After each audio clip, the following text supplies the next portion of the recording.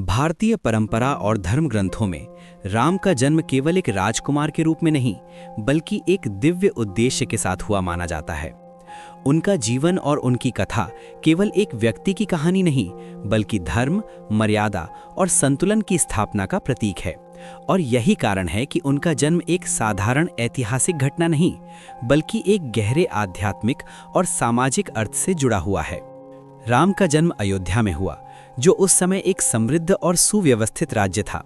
उनके पिता दशरथ एक शक्तिशाली और न्यायप्रिय राजा थे, लेकिन उनके जीवन में एक महत्वपूर्ण समस्या यह थी कि उनके कोई संतान नहीं थी। और यही कारण था कि उन्होंने पुत्र प्राप्ति के लिए विशेष यज्ञ का आयोजन किया, जिसे पुत्र का मेष्ठी यज्ञ कहा जाता है। यह यज्ञ केवल एक धार्मिक अनुष्ठान नहीं था, बल्कि यह उस समय की सामाजिक और राजनीतिक आवश्यकता को भी दर्शाता था, क्योंकि एक उत्तराधिकारी के बिना राज्य की स्थिरता खतरे में पड़ सकती थी। इस यज्ञ के परिणाम स्वरूप राम का जन्म हुआ, जिन्हें विष्णु का अवतार माना जाता है। यह विचार यह दर्शाता है कि उनका जन्म केवल एक परिवार या राज्य के लिए नहीं, बल्कि पूरे समाज और संसार के लिए महत्वपूर्ण था, क्योंकि उस समय अधर्म और असंतुलन बढ़ रहा था और उसे संतुलित करने के लिए एक दिव्य शक्ति की आवश्यकता थी। राम के जन्म के साथ ही उनके जीवन का उद्देश्य भी निर्धारित हो गया था, जो था धर्म की स्थापना और अधर्म का नाश। यह उद्देश्य केवल युद्ध या संघर्ष तक सीमित नहीं था, बल्कि इसमें जीवन के हर क्षेत्र में संतुलन और मर्यादा स्थापित करना शामिल था। और यही कारण है कि राम को मर्यादा पुरुषोत्तम कहा जाता है। राम का बचपन और प्रारंभिक जीवन भी उनके उद्देश्य की तैयारी के रूप में देखा जा सकता है। उन्होंने अपने गुरु विश्वामित्र के साथ रहकर शिक्षा और प्रशिक्षण प्राप्त किया, जहां उन्होंने न केवल युद्ध कौशल सीखा, बल्कि धर्म, नीति और जीवन के मूल्यों को भी समझा। यह प्रशिक्षण उनके भविष्य के कार्यों के लिए अत्यंत महत्वपूर्ण था। इस संदर्भ में रामायण केवल एक कथा नहीं, बल्कि एक मार्गदर्शक ग्रंथ के रूप में सामने आता है, जो यह दर्शाता है कि कैसे एक व्यक्ति अपने जीवन के उद्देश्य को समझकर उसे पूरा करता है। और यही कारण है कि राम की कथा आज भी लोगों के लिए प्रेरणा का स्रोत बनी हुई है। इस प्रकार श्री राम का जन्म और उनका प्रारंभिक जीवन हमें यह समझाता है कि उनका अस्तित्व केवल एक ऐतिहासिक या पौराणिक घटना नहीं था, बल्कि ये एक ऐसे उद्देश्य से जुड़ा हुआ था जो समाज में संतुलन, न्याय और धर्म की स्थापना के लिए आवश्यक था। और यही इस कथा का सबसे महत्वपूर्ण आधार है। रामा के जन्म के बाद उनका जीवन धीरे धीरे उस दिशा में आगे बढ़ने लगता है, जहां उनका उद्देश्य केवल एक राजकुमार के रूप में जीवन जीना नहीं, बल्कि धर्म और मर्यादा की स्थापना करना बन जाता है। और इस प्रक्रिया में उनके जीवन की प्रारंभिक घटनाएं अत्यंत महत्वपूर्ण भूमिका निभाती हैं, क्योंकि यही वे क्षण हैं जो उनके व्यक्तित्व और उद्देश्य को आकार देते हैं। राम का बाल्यकाल अनुशासन, शिक्षा और संतुलन से भरा हुआ था। उन्होंने अपने गुरु विश्वामित्र के साथ रहकर न केवल शास्त्रों और अस्त्र शस्त्रों की शिक्षा प्राप्त की, बल्कि उन्होंने जीवन के उन मूल्यों को भी समझा जो उन्हें आगे चलकर एक आदर्श शासक और व्यक्ति बनाते हैं। यह शिक्षा केवल ज्ञान प्राप्त करने का माध्यम नहीं थी, बल्कि यह उनके उद्देश्य की दिशा में एक महत्वपूर्ण कदम था। इसी दौरान राम ने कई महत्वपूर्ण कार्य किए, जैसे ताड़का और अन्य राक्षसों का वध, जो यह दर्शाता है कि उनका उद्देश्य केवल सैद्धांतिक नहीं था, बल्कि वे उसे व्यवहार में भी लागू कर रहे थे। ये घटनाएं यह स्पष्ट करती हैं कि वे धीरे धीरे अधर्म के विरुद्ध खड़े होने की भूमिका में प्रवेश कर रहे थे।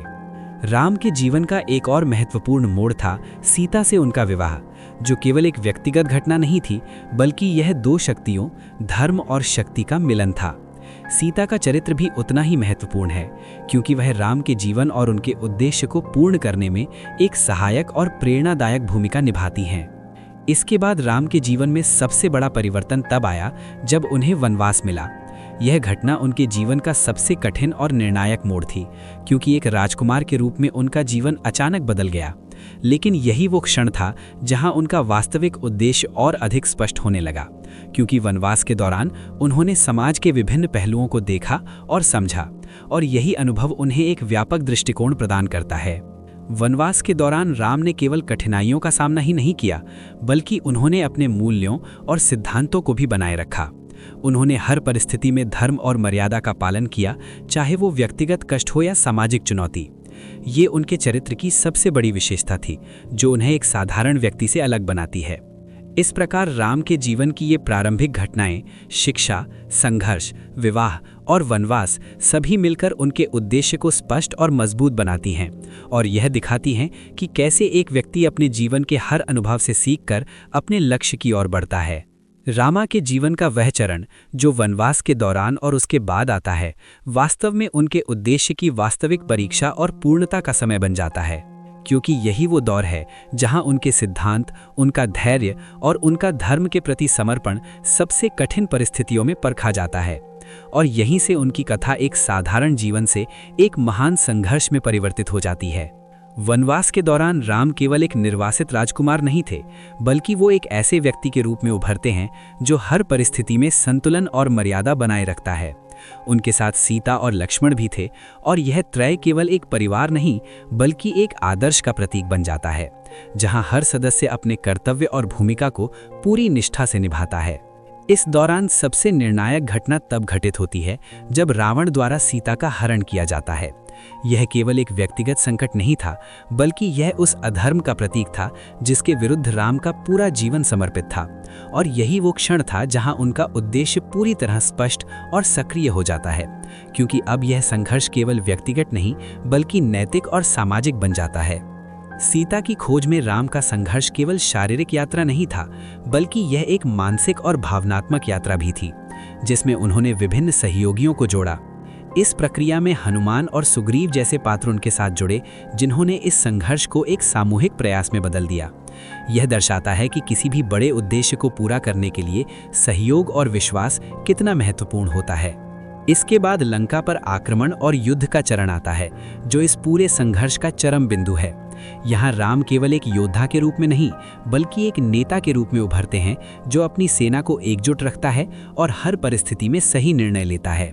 यह युद्ध केवल शक्ति का प्रदर्शन नहीं था, बल्कि रणनीति, धैर्य और नैतिकता का भी परीक्षण था।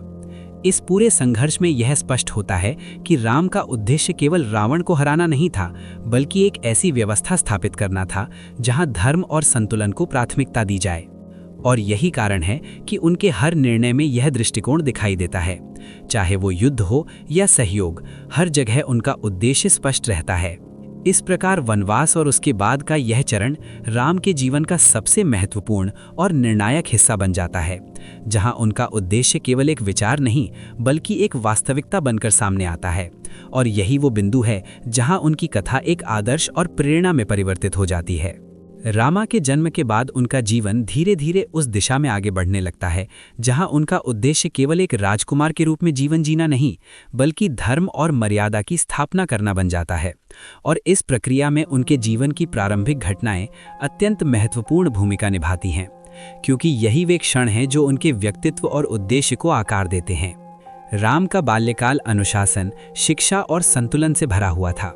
उन्होंने अपने गुरु विश्वामित्र के साथ रहकर न केवल शास्त्रों और अस्त्र शस्त्रों की शिक्षा प्राप्त की, बल्कि उन्होंने जीवन के उन मूल्यों को भी समझा जो उन्हें आगे चलकर एक आदर्श शासक और व्यक्ति बनाते हैं।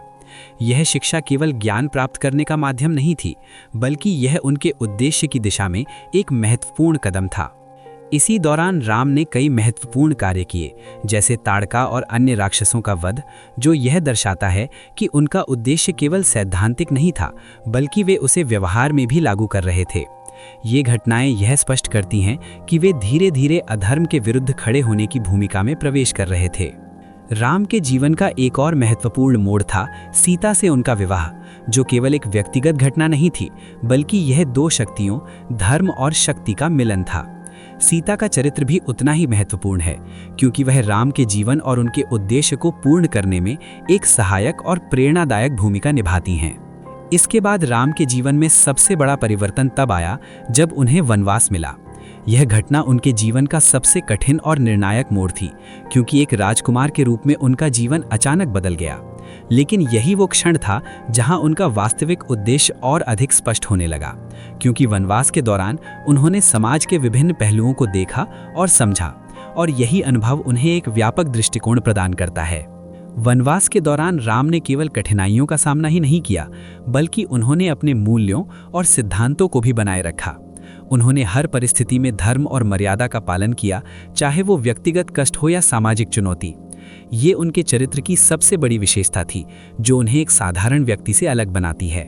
इस प्रकार राम के जीवन की ये प्रारंभिक घटनाएं, शिक्षा, संघर्ष, विवाह और वनवास सभी मिलकर उनके उद्देश्य को स्पष्ट और मजबूत बनाती हैं और यह दिखाती हैं कि कैसे एक व्यक्ति अपने जीवन के हर अनुभव से सीखकर अपने लक्ष्य की ओर बढ़ता है। रामा के जीवन का वह चरण जो वनवास के दौरान और उसके बाद आता है, वास्तव में उनके उद्देश्य की वास्तविक परीक्षा और पूर्णता का समय बन जाता है, क्योंकि यही वो दौर है जहां उनके सिद्धांत, उनका धैर्य और उनका धर्म के प्रति समर्पण सबसे कठिन परिस्थितियों में परखा जाता है। और यहीं से उनकी कथा एक साधारण जीवन से एक महान संघर्ष में परिवर्तित हो जाती है। वनवास के दौरान राम केवल एक निर्वासित राजकुमार नहीं थे, बल्कि वो एक ऐसे व्यक्ति के रूप में उभरते हैं जो हर परिस्थिति में संतुलन और मर्यादा बनाए रखता है। उनके साथ सीता और लक्ष्मण भी थे और यह त्रय केवल एक परिवार नहीं, बल्कि एक आदर्श का प्रतीक बन जाता है, जहां हर सदस्य अपने कर्तव्य